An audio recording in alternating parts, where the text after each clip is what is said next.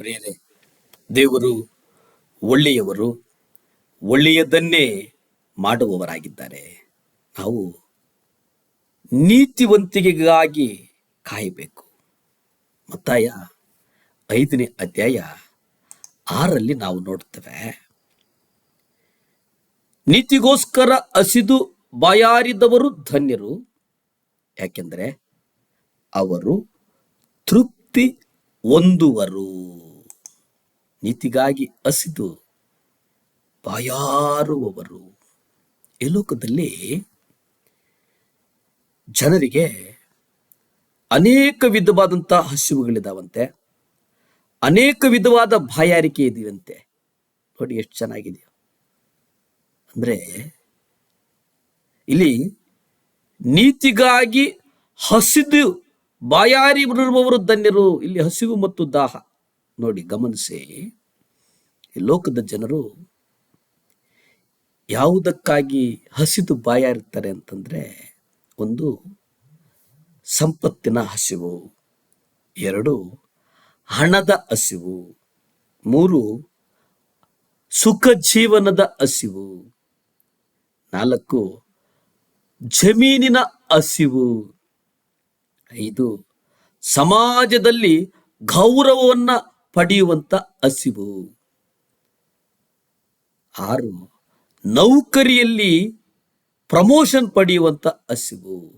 ಹೀಗೆ ಈ ಲೋಕದಲ್ಲಿ ಒಬ್ಬೊಬ್ಬರಿಗೆ ಅನೇಕ ತರದ ವಿವಿಧ ರೀತಿಯ ಬಗೆಯ ಅವರ ಅಗತ್ಯಗಳ ಅನುಗುಣವಾಗಿ ಹಸಿವು ಅವರನ್ನ ಕಾಡುತ್ತದೆ.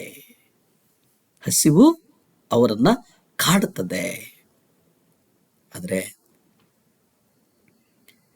ಈ ಲೋಕದಲ್ಲಿ ತಮಗೆ ಗೌರವ, ಸುಖ, ಸೌಲಭ್ಯ, ಸಂತೋಷವನ್ನು ನೀಡುವ ಸಂಗತಿಗಳಿಗಾಗಿ ಅವರು ತವಕಿಸ್ತಾರೆ.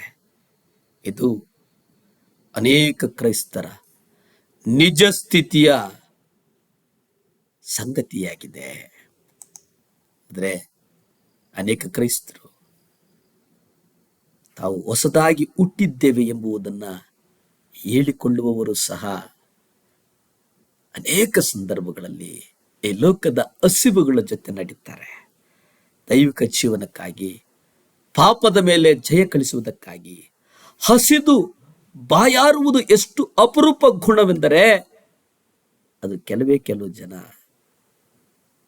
ಸಂಪೂರ್ಣ ನೀತಿವಂತಿಕೆ ಅಸಾಧ್ಯವಾದಂಥದ್ದು ಎಂಬುದನ್ನು ಹೇಳಿ ಸುಮ್ಮನಾಗಿ ಬಿಡುತ್ತಾರೆ. ಪ್ರಿಯರೇ, ನಾವು ನಂಬಬೇಕು,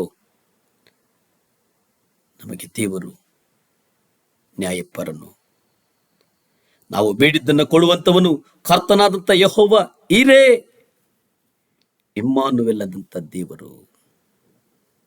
ನಾವು ಕರ್ತನಲ್ಲಿ ನೂತನ ಸೃಷ್ಟಿ, ಕ್ರಿಸ್ತನಲ್ಲಿ ನೂತನ ಸೃಷ್ಟಿ.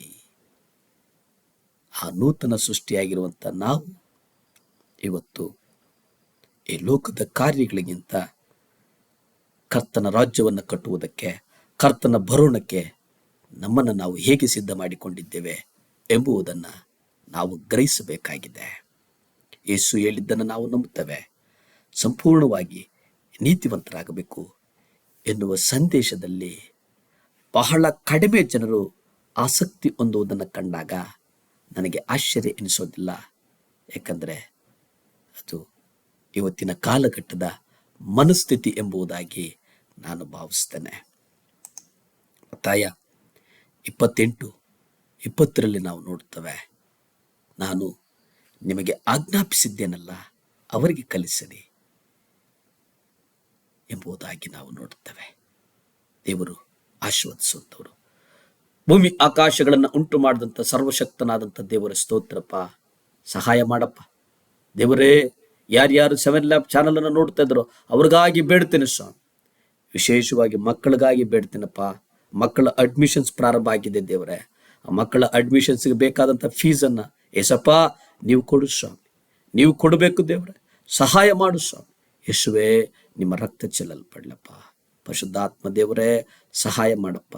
ಮಹೋನ್ನತನೇ ಸಹಾಯ ಮಾಡಪ್ಪ. ರಾಜಾದಿರಾಜನೇ ಸಹಾಯ ಮಾಡಪ್ಪ. ಎಲ್ ಶಡ್ಡಾಯ್ ಸಹಾಯ ಮಾಡಪ್ಪ. ಯೆಹೋವ ರಾಫಾ ಸಹಾಯ ಮಾಡು ಸ್ವಾಮಿ. ಯೇಸುವೆ ಆಶೀರ್ವದಿಸು, ಬಲಪಡಿಸು, ಸ್ಥಿರಪಡಿಸು. ಯೇಸುವಿನ ನಾಮದಲ್ಲಿ ಬೇಡಿ ಬಂದು ಆಶೀರ್ವಾದಗಳನ್ನು ಹೊಂದಿಕೊಳ್ತಾ ಇದ್ದೀವಿ ಪರಮ ತಂದೆಯೇ. Amen, amen.